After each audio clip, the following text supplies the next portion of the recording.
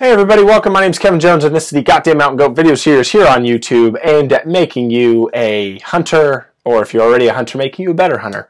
Alright, so I went into this knowing that I wanted to inform as many people as I can about bow hunting. I figured what better way to do it than to create some videos, put it out there, and that way I wouldn't be trying to fit a square peg into a round hole kind of thing where if people want to learn, they can come out and search this stuff out, which is why you're here. You're watching these because you for one reason or another, want to become a bow hunter. So today's episode is going to be all about broadheads. Right? So broadhead, there's a couple different kinds. There's fixed broadheads, and then there's also mechanical broadheads, which we will cover. So if you've never seen a broadhead before, I tend to kind of geek out when I talk about broadheads because they're so cool. So these are what broadheads look like, right? Just like that. They are literally razor blades that are screwed onto the front of your arrows. And they're really cool. Here's another one, right? This thing flies like this, right? So there's a little fuzz on it. The broadheads, I'm just going to throw this out there. The broadheads that I've always used are Muzzy broadheads. It's one of the, there's a lot of different brands out there that produce these things. They manufacture them, market them, sell them to guys like me. The first year I bow hunted, I did not shoot Muzzy broadheads. Actually, leading up to the season, I was shooting a different broadhead. I can't remember what it was. And I was having really inconsistent shots, and I think it was broadheads that my father-in-law had turned me on to. So anyways, I said, I need more consistent shots. My arrows are kind of going all over the place.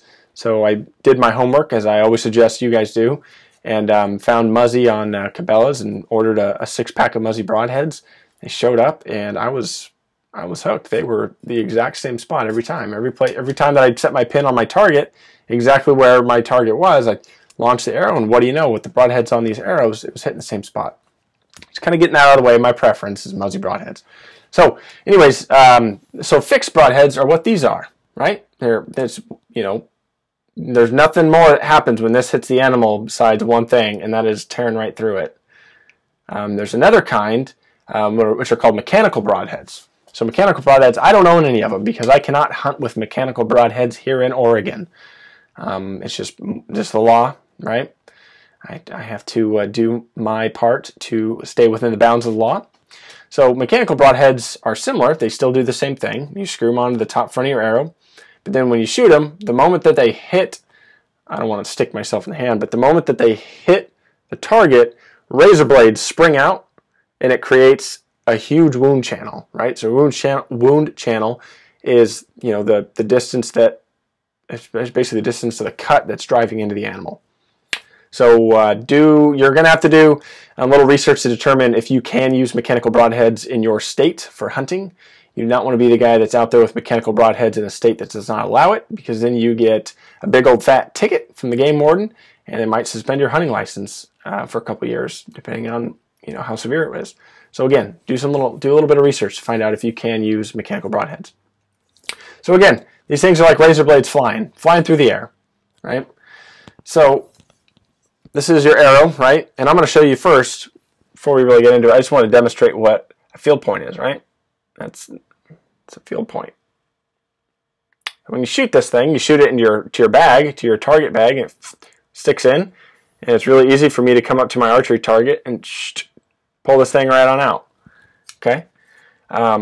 So I just wanted to kind of get that out of the way, what a field tip is, a practice tip, field point, whatever you want to call these things. And it's just a smooth little pokey thing. Right? So I wanted to show you what a broadhead looks like on the front of your arrow. So this, ladies and gentlemen, is what it looks like. Okay, here's your arrow, right? Here's your broadhead. Oh, yeah, right. So when you get these things, some of them come in one piece. These Muzzies come separated. They come in, I actually have a pack here. They come in packs like this, right? So what you're going to see is right here are the actual razor blades. Right here, what's called the chisel tip, which is what you screw onto the top of these. Right? And this is a little wrench that they give you. And over here are practice tips. So they're not razor blades, but they're designed the same, but they're not sharp. So you can practice if you're going out and you're warming up for your hunt, and you want to get the same. You want to make sure that your arrows are always flying the same as your field tips. Okay, so this weighs the same as this broadhead, right? These weigh the exact same. I shoot 100 grain, so they all weigh the same. So that way, when I take off my field tip and I put on my broadhead, there's no change in the weight of the arrow, right? So the arrow's not going to dump or do any wacky stuff, because for all the arrow knows, it's doing what it always has with the same amount of weight on the front. So it's important to know. I also recommend you just probably shoot 100 grain. You could talk to friends of yours. You could do some research, talk to an archery shop. I've always just shot 100 grain, so it's just what I do. That's what I'm going to recommend you do. Okay, so there's also different kinds of broadheads for how they design these. Okay, so this one, if you count the blades, there's 3 of them, right? So it's a 3-blade.